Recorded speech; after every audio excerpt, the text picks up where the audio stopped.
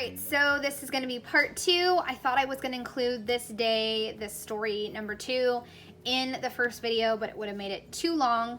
So I'm going to go ahead and make this its own video. This is the second day of October and the second story, and this is when we went to the pumpkin patch, and I wound up with so many photos. This is kind of what pushed me to do 6x8.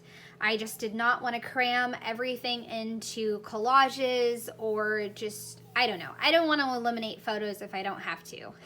I'm not very good at eliminating photos. So in this video, you will see this one come together. I still need to print this one. I'm probably going to do some sort of green card like this. And then I decided to use the map, and I used some chipboard to give it more stability, and then I backed it. And then you're gonna see me make this waterfall of photos. And then I have a photo of my kids, and then I will end off with some photo strips that I make. And they stick out, but I'm totally okay with that. So you're gonna see this one come together, and I hope you enjoy seeing this one get put together. All right, I'm gonna switch over to voiceover now. All right, so I'm gonna start with my 3x4 page protector, and I'm gonna quickly figure out that I grabbed the wrong one. So I need to grab the 2-up 3x4, and that is the one that I will use. So I have my daughter on the front feeding some goats, and then my son on the back feeding some goats. I'm also going to add in 2 of the die cuts from In a Creative Bubble and use my mini attacher to attach them. And then I'll also attach the thankful, and I'm going to go ahead and map that to the previous 4x8 insert. I think that's the size that I wound up doing, or 4.25 by 8. And then that way it gives me just a little bit more width, because I have a hard time trimming down photos to 4x8 size. And then 3x8, no way. I can never do 3x8. So I'm just going to go ahead and leave the 2 little things I have cut out for that pocket, and I'll just come back to it. Okay, so now I am going to work on my waterfall. I was making sure I had the pictures in the correct order, and I just used some scrap pieces of paper. The most important measurement is going to be obviously the width, so that way it matches the photo, and that's 3 inches. And then I think I did 1.5 inches, and then I just folded it in half with my bone folder, and then I just adhered it to the photo. And then I will continue on until I have all the photos adhered to these little hinges, and then I will assemble them all together, one underneath each other, and so on and so forth, and then it will build my waterfall. I'm once again checking the order. I even included a filler card from In a Creative Bubble, and I just changed the color. So I put the top one up there, and then I bend it up so that way I can see, and then I adhere both sides for this one. I adhere both sides, and then I just trim off the extra because I wanted to make sure that I have room for all the photos. Now I take the second one and I kind of tuck it a little bit under the first one, and that's just how I'm going to continue to build this waterfall. I'm also going to cover up some of the hinge pieces, or where you can see the folds and some of the stamp marks, with a little strips of paper, just to give it a little bit of visual interest, and like I said, cover up the stamped marks, because I just use scrap paper.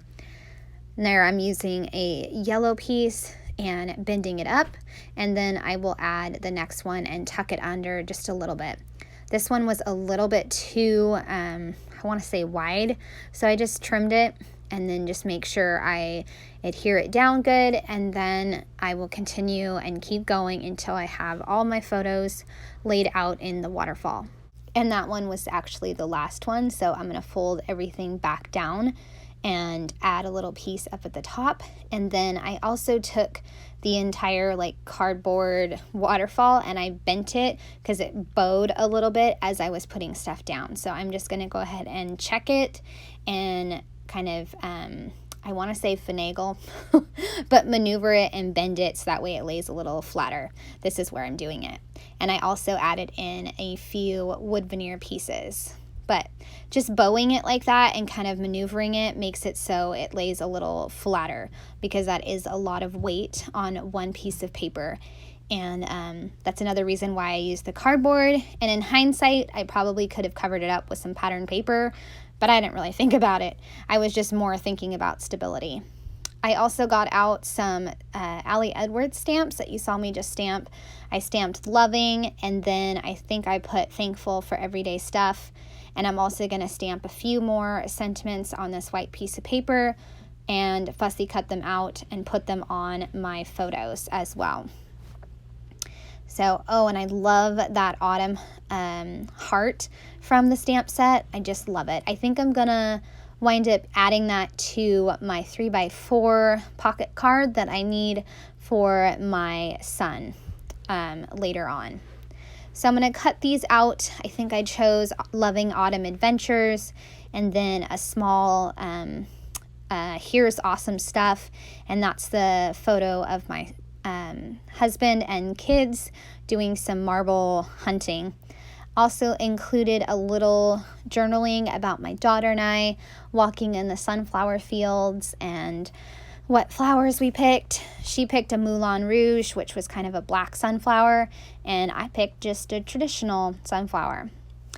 And then I wound up with a bunch of 2x2 photos, and I didn't want to do another page protector, so I thought, why not just do some photo strips? And I actually had some paper that was relatively this size, so I was able to quickly put these together and just add them onto the extra piece of paper that I had.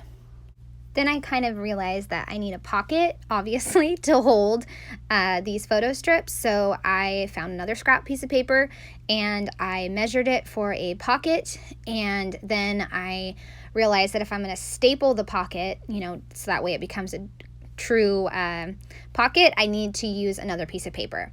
So I got out a piece of paper, took my pocket and stapled it several times, and then I took that whole thing and adhered it to the photo of my kids in the pumpkin field. That way the staples were not going through to the photo of my kids. I also just glued the bottom of the pocket. That way I didn't have to do a million staples. And then I just tucked in the photo strips, and then I'm going to add in a few different pieces that coordinate with the whole spread, like the loving and a pumpkin veneer, and then the same phrase I think that I've been using, awesome stuff, and then one little strip of paper, and I'll be done. So that wraps up day 2. It is a big one, I know. I think I wound up with like 27 photos, but I had a lot of fun building the waterfall and coming up with how I was going to document this day, and coming up with all the different interactive pieces was so much fun. I just love including all these photos. So much fun. Makes me want to do one of these in December daily. So I may do that again. And like you can see, I just added some scraps of paper. And for my hinges or my flaps, I just used leftover pieces of paper. It's not perfect, but that's okay. I still love it, and it turned out great. And then this one is a photo strip. I just had a few more photos and I wanted to include them.